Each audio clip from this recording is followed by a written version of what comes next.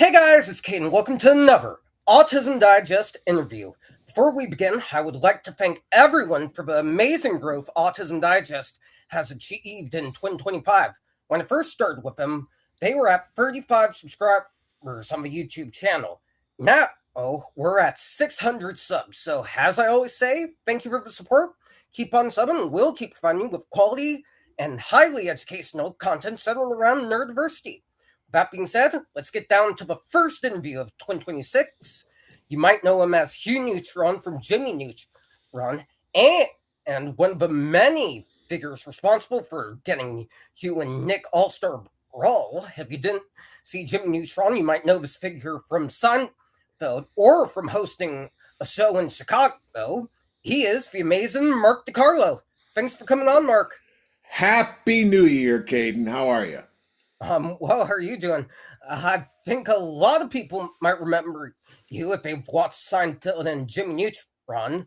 I personally grew up with Jimmy and Hugh, but for those that may not know you, do you mind starting this off by telling a bit of your story in your own words?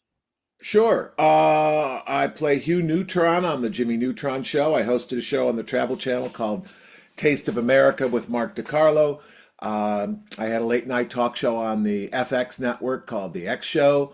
And for the last decade, I've been doing comedy segments for a show out of Chicago called Windy City Live, which just ended last year. We had a 10-year run. It was spectacular. And now I'm sitting in rainy Los Angeles at the beginning of 1926, 2026. 10 seasons, 10 years is definitely epic.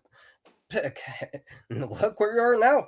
My next Yeah. question for you is do you have any experiences interacting with the autism community that you want to talk about? I do.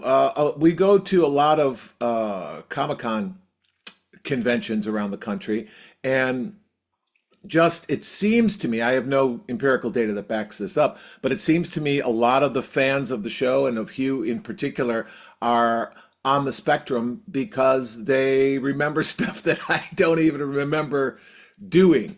And very vivid memories and are very vocal and intense about their fandom. We love it. That definitely sounds epic, and I can understand why the community might love the show, because I myself was an amazing student. I am still. I'm actually going to be graduating in May of 2026, and I can relate to being an outcast like Jimmy was, which leads to my next question for yeah. What does it mean to you personally to know that a show you worked on has had a lasting impact on autistic fans well into adulthood? Well, you know what, that you bring up an interesting point, Caden. Before the Jimmy Neutron show, on most programs, the nerdy kid was the butt of the joke.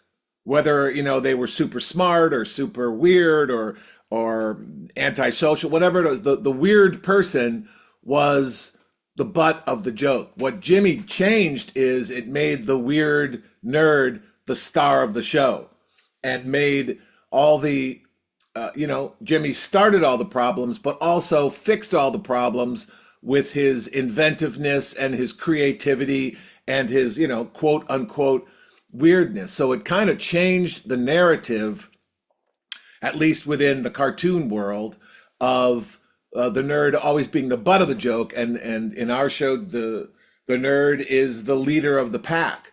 And it to your point, it makes a lot of people feel seen, and a lot of people in the autism community, I think, gravitated towards the show perhaps because of that.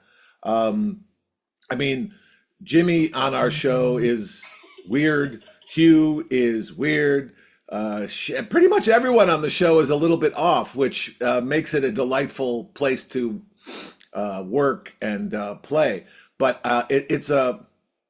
it's a topic that we've talked about internally before, and we kind of embraced it and ran with it. And it's good to see that we weren't alone in our thinking. That definitely sounds awesome. I was going to ask what the appeal of Jimmy Neutron could be to the neurodiverse community, but you answered that beautifully just now. Before or Jimmy Neutron, like you were saying, the nerd was often the butt of a joke, like saying "Saved by the Bell." Oh, which I also grew up watching for a brief period of time. But Mm-hmm. it puts the weird kids and the outcasts at the center of the storyline. So I definitely love how you brought that up, which leads to my next question for you. Hugh is exaggerated, expressive, and often emotionally open. How do you think that kind of character balances out Jimmy's more logical and reserved personality?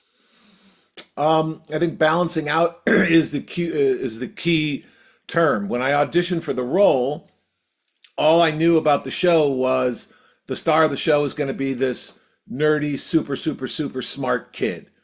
So I thought, well, if you're his dad, you're either super smart nerd yourself, or you're.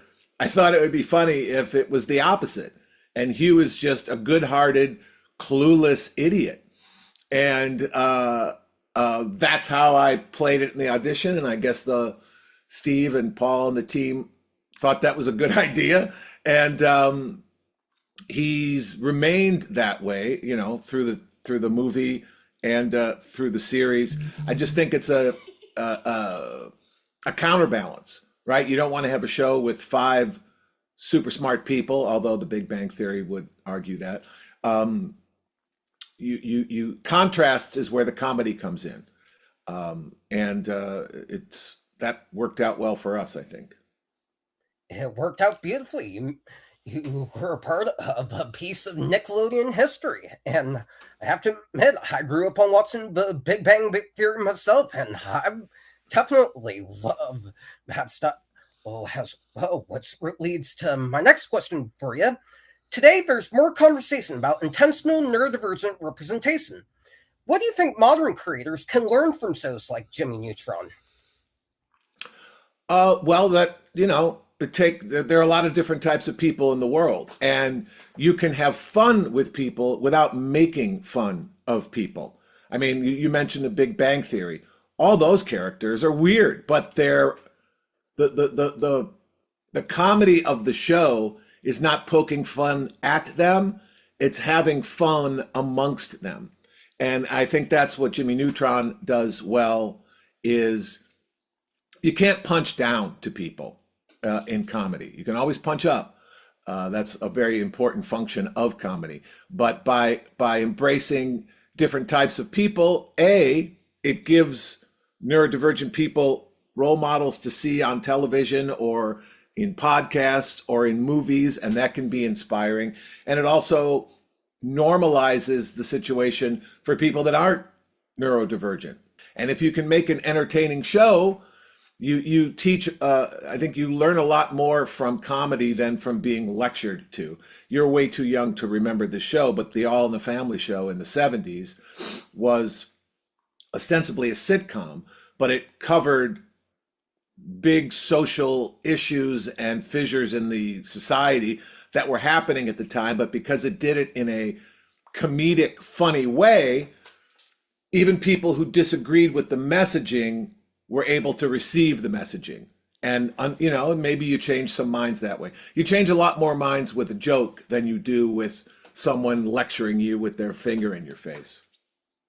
Amen to that. And you brought up a good point about the comedy industry. You can halt a big topic as of late has been bringing people up and lifting them up and not putting people down, and whether that be intentionally or unintentionally. I definitely agree that more needs to be done in that aspect, but we've come a long way since a lot of the old forms of representation in media. One example I always use on this platform is Rain Man. We've definitely come a long way since then, so I'm glad you brought up that point. My last question for you is, what does the future hold for you? Do you have any Jimmy Neutron themed projects that you want to discuss if they're not blocked by an NDA? There's been a lot of turnover at Paramount, and Paramount's being it's owned now by Skydance, so we don't really know what the new company's plans are. We'll definitely be on the lookout for that. Anyways, that's going to do it for some of you guys. Thank you so much to Mark for coming on and sharing his perspectives. If you guys want to see more amazing interviews, be sure to like, comment, and subscribe to the Autism Digest channel. Be on the lookout for our next issue that's coming out in February. You can get that by going to autismdigest.com and stay tuned for the audio file of this interview that will be posted on our Spotify. Thank you so much for watching, and we'll see you in the next one.